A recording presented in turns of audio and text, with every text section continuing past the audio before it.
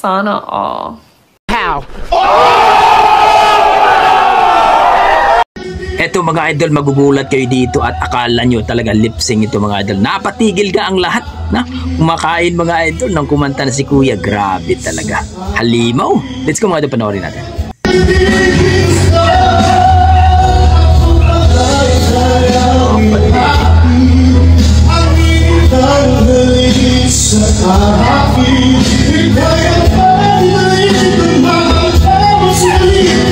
Oh my God.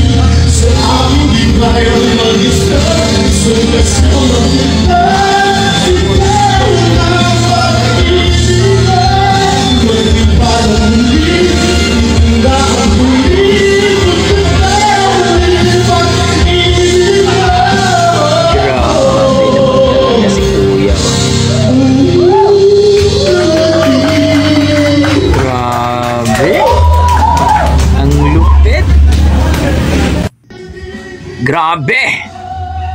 Yun ang malupit mga idol. Napatigil ang lahat. Grabe ang emosyon ni Kuya.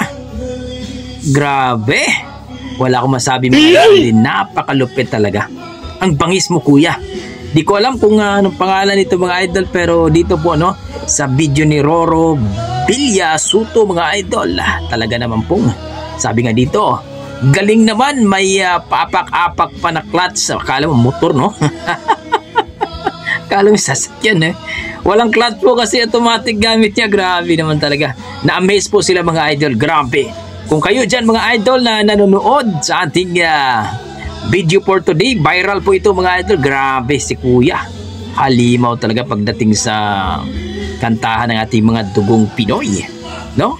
Ganyan ang boses. Halos lahat ng bading na kanta niyan. Hindi naman siguro ito bading oh.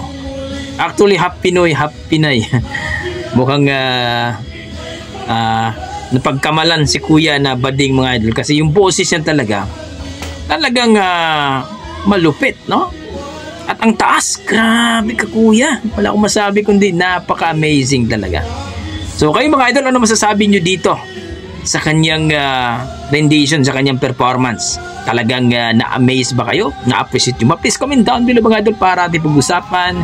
Yan ang ating mga dugong Pinoy. Malupit talaga pagdating sa kantahan. At sana, huwag niyong kalimutan mga idol, mag-follow sa Facebook page ni Roro Villasuto. Okay, hanggang dito lang mga idol. Maraming salamat. God bless po.